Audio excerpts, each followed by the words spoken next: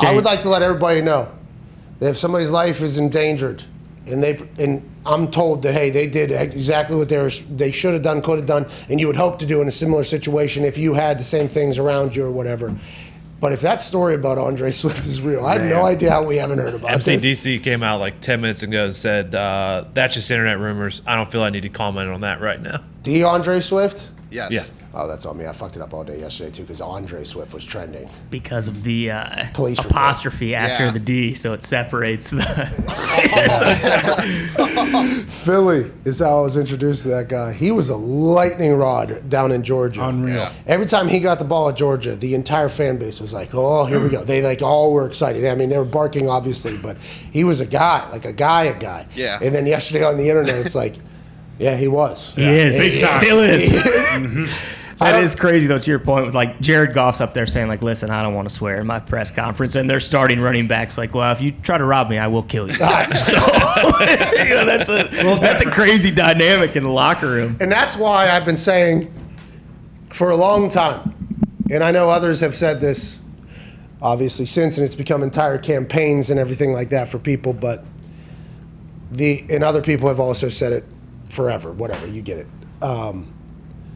The NFL locker room is the perfect depiction of what like the United States of America could look like. Mm-hmm.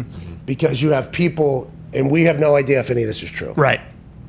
We have no idea. We Internet have rumors. We have no clue if any of this is true. It does. But this has happened before in an NFL locker room. So like the NFL locker room is just the perfect melting pot of all different everything. Everything you could think of, completely opposite, polar opposites, all coming in to one area, fighting for one goal, one cause, fucking with each other, disagreements with each other, moving along, because ultimately there's a much bigger goal here. Rather than us hating each other forever because of this one conversation, we can just say, yeah, well, I don't fucking believe you because this is how I grew up, boom, boom, boom, boom, boom. And the other person says, yeah, well, I don't fucking believe that's right because this is how I, boom, boom, boom, boom. Okay, cool. Good. I'll see you in the meeting. Yeah, all right. Yeah. Like, that is how life should be. Like, I think that is how the world should be. Like, hey, we are at least 50 different countries here, okay, at least, with the different parts of the world. I grew up in Pittsburgh. My life, not very similar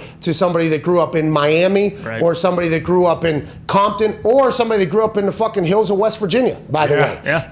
I am in a much different way. But in a locker room, everybody comes together with all their differences, all their disagreements, everything they've been told potentially about why the person you're lining up next to is a bad person or you should believe this. And instead you just kind of put, that ain't what it's about here. Let's go. And by the way, let's go shower together. We'll get in the hot tub together. We'll get in the sauna together. We'll go eat together. We'll party together. We'll work together. Everything like that. That is what I think our country should be like. The locker room's like that. And yesterday on the internet, the first thing I thought of after reading that is, Jared Goff's got a golf course in his backyard in Los Angeles. Yeah. And he's handing the ball off to DeAndre. And by the way, if DeAndre needed Jared Goff to go do something, Jared Goff will go do it for him immediately. And DeAndre, probably at this point, from what we heard with TJ Hawkinson, will go do the same damn thing for fucking Jared Goff. And that is why what you say there, where Jared Goff going, we don't like the curse, but we don't care. Yeah. It's like, well, you didn't curse there, and I understand that. But what if Goff would have just dropped the, we don't give a fuck? I think I would have bought a golf jersey. Yeah, I would have bet on the Lions this weekend. Detroit would have loved him so much. In that, I like the fact that Twitter allowed a troll tweet to get up in the top during the trends of Andre Swift, DeAndre Swift.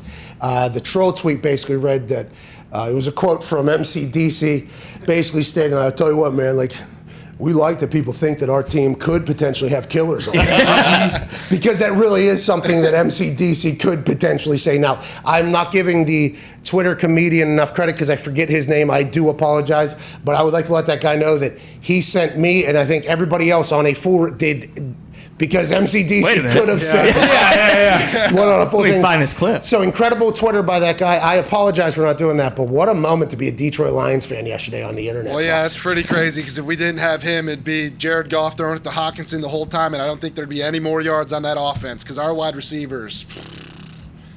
This guy can't. Hasn't even burying the team. Hasn't played a I'm game just yet. saying, Fuck. and everyone can agree with it. What do you want me to say? That This these guy. guys that haven't played very much at wideout in the NFL are really good? No, that'd be obnoxious. Kind of like saying the Lions are going to go 10-7 and win a playoff game this year. What are they going to do this year? They're going to go 10-7 and win a playoff So game. you this have year. no problem being obnoxious for some things, but you'll bury your team for others. Yeah, That's you gotta unbelievable. find a balance. You got to find a balance. It's kind of like Shefty's tweet about TJ Watt yesterday. The hell are you talking about? I mean, that was unbelievable. Absolute